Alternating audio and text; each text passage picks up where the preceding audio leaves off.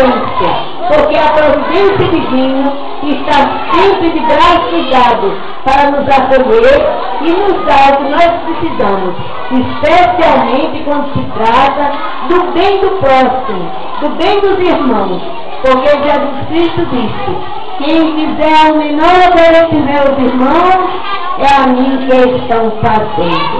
Se foi o que vocês fizeram aos menores dos irmãos que vocês estão vendo, que somos nós somos menores das crianças.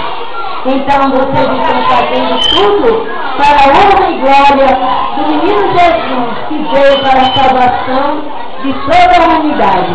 E em nome das religiosas do Sagrado Coração de Jesus, do Instituto Sagrado Coração de Jesus, nós queremos agradecer a vocês de coração e pedimos a Deus que abençoe de hoje até a 5ª geração de todos que estão aqui presentes. E que nunca vocês passem apuro na caminhada de vocês. Nosso Senhor esteja sempre presente em cada momento da vida de vocês. Que as bênçãos de Deus estejam sobre todos vocês. Muitíssimo obrigada por tudo.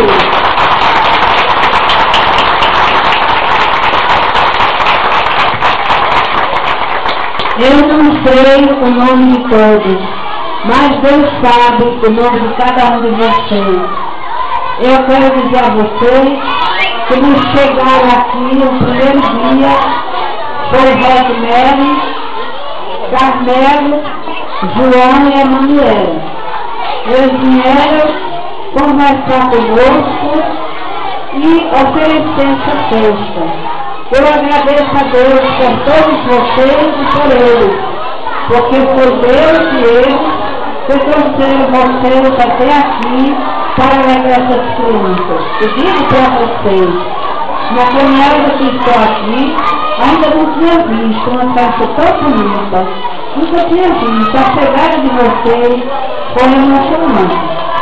E essa lembrança, tanta gente, essa presença, essa união.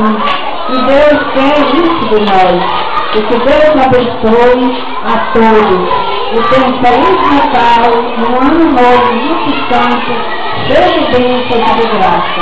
Um abraço a todos.